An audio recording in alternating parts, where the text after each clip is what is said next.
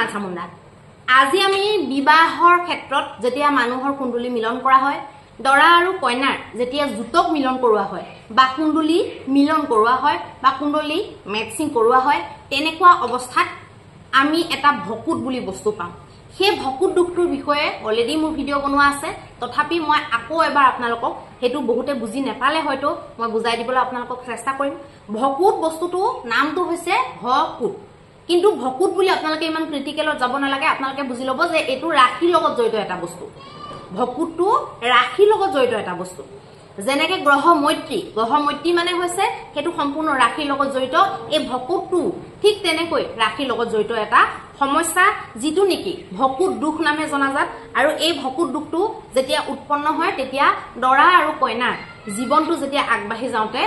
মানে বিয়াৰ পিছৰ জীৱনটো অশুভ হয় বা বহুত ধৰণৰ সমস্যা আহিব পাৰে এটা ভকুত মানে কে প্ৰকাৰৰ থাকে ভকুত কে প্ৰকাৰৰ থাকে হেতু আমি মেনলি জানিব লাগিব ভকুত থাকে আপোনালোকৰ হৰাষ্টক ভকুত মানে হৈছে এটা ৰাখিৰ পৰা আনটো ৰাখিলৈ হিসাব কৰোতে যেতিয়া 6 এটাৰ পৰা এটালৈ হিসাব কৰোতে 6টা নম্বৰ ওলালে মানে 6টা ৰাখি 6 নম্বৰ পাব 6 পাব মানে হিসাব কৰি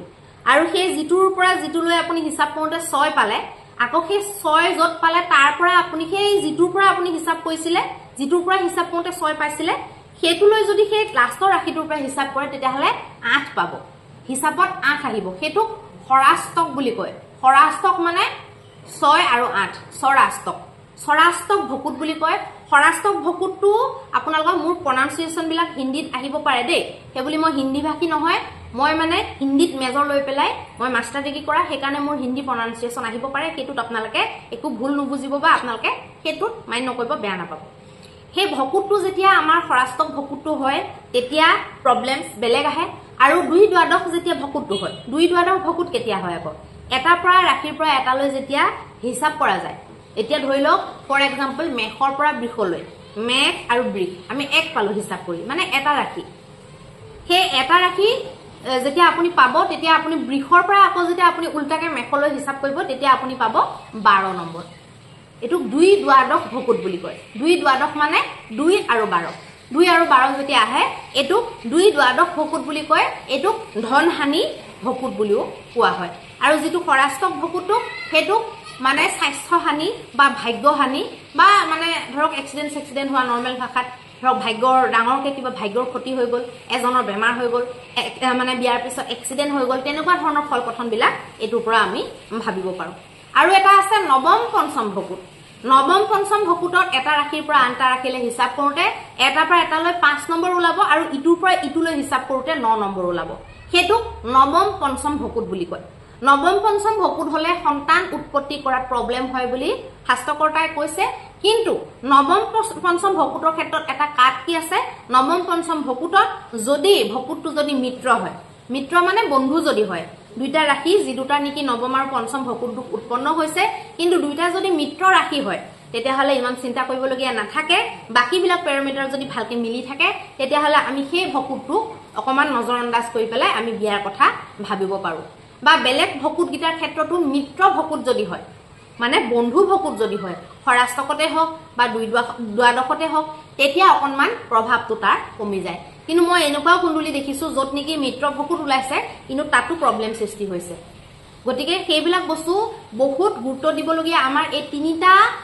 মানে কন্ডিশনত এইগিটা ভকুত দুখ বুলি কয় ভকুত দুখ কেনসেলেশন হৈছে না নাই হেতু সোৱাটো দৰকাৰী হয় আৰু ভকুত দুখৰ লগতে যদি কেনেবাকে বাই চান্স গ্ৰহ মৈত্ৰীটো নহয় মৈত্ৰীটো যদি আপোনালোকৰ মাৰ্কস কম থাকে আকৌ যদি নাৰী দুখো ওলাই লগতে তেতিয়া হলে আপোনালোকে হেখন বিয়া আপোনালোকৰ লাগিলে ৰিলেশনশিপ 12 বছৰ হওক লাগিলে 15 বছৰৰ হওক ভালপোৱা পুই আপোনালোকে বিয়া নপতাটো উচিত কাৰণ ভকুতৰ ফালৰ পৰা বাধা উইথ আপোনালোকৰ মৈত্ৰী হোৱা নাই মানে ৰাখি দুটা নাই মিলা নৰমালি এটা মানুহে কি কৰি আছে আমাৰ সাধাৰণ জনতা অকল ৰাখিটো চাই খুব ৰাখি চাই মাথা গৰম কৰি দিয়ে বাইদেউ মোৰ ৰাখিটো চাই দিয়ক অমুক ৰাখিৰ মোৰ পাৰ্টনাৰ অকল ৰাখিটো চাই গোটেখিনি হোৱা হলে ইমান বিলাক এষ্ট্ৰলজাৰৰ প্ৰয়োজনে নাই আমি ইমান দীঘলীয়াকে বা এষ্ট্ৰলজিৰ এই গোটে লাইনটো ইমান দীঘলীয়াকে ইমান টাইম লগাই পেলাই পঢ়াৰ কোনো দৰকাৰে নাই অকল ৰাখিটোটো আপোনাৰ মুখস্থ মাতি দিব পাৰিব বহুতে মিলাই দিব পাৰিব মুখস্থ থাকে বহুতৰ কোন গিটা ৰাখি মিল কোন গিটা ৰাখি অমিল গতিকে অকল ৰাশিটোক ভিত্তি কৰি কুণ্ডলী মেটচিংটো নহয় কুণ্ডলী মেটচিঙত আপুনি ভালকে যদি প্ৰপাৰলি আপুনি চাও বুলি ভাবে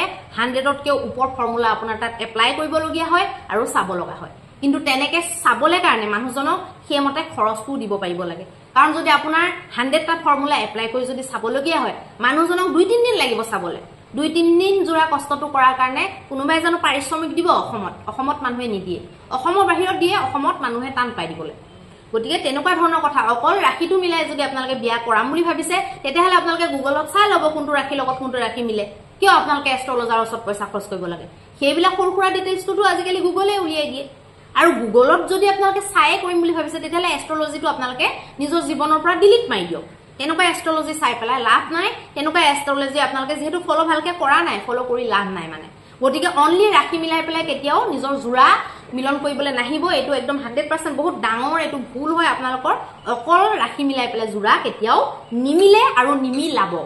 কাৰণ আপুনি আজি ফুৰ্তিতে উৎসাহতে আপুনি জোৰাটো মিলাই লৈছে কাৰণ আপোনাৰ ভয় আছে যে গুটেখিনি মিলালে কি জানিবা নিমিলে আৰে গুটেখিনি মিলালে যদি নিমিলে যদি অথন্তৰটো হোৱাৰ আগতে আপুনি যদি সিগনেল এটা পাই যায় কাৰবাৰ পৰা যদি দুটা পৰামৰ্শ পাই যায় বা ৰিমেডিয়ে যদি দুটা আপোনাক কোনবাই দি দিয়ে তেতিয়াহলে আপুনি নিজকে ভাগ্যৱান বুলি ভাবিব লাগে আপুনি আকৌ ভয়তে কুণ্ডলীখনকে বিশ্লেষণ নকৰে অকল ৰাশিটো চাই দিবলৈ কয় বিবাহৰ ক্ষেত্ৰত অকল ৰাশিটো চাবলৈ মোক কোনেও মেছেজ নকৰিব আৰু কোনেও মোক যোগাযোগ নকৰিব পৰাপক্ষত আৰু ফ্ৰীতেটো মাথা নেমাৰিবই আৰু লগতে এনেও আপোনালোকে পইচা দিলেও মই নাচাওঁ অকল যদি ৰাশিটো চাব লাগে তেনেকুৱা ধৰণৰ কথা এইবিলাক বস্তুবিলাক মেডিচিন টাইপৰ বস্তু যাই মানে যেতিয়াই তেতিয়া যেনেকে তেনেকে এইবিলাক ব্যৱহাৰ নকৰে আৰু এইবিলাকৰ কিছুমান নিয়ম আছে নিয়ম বা চেম্বাৰৰ ৰুল ৰেগুলেশন যদি আপোনালোকে মানিব নোৱাৰে তেতিয়াহলে আপোনালোকে হোৱাটছআপত বা ফোনত আপোনালোকে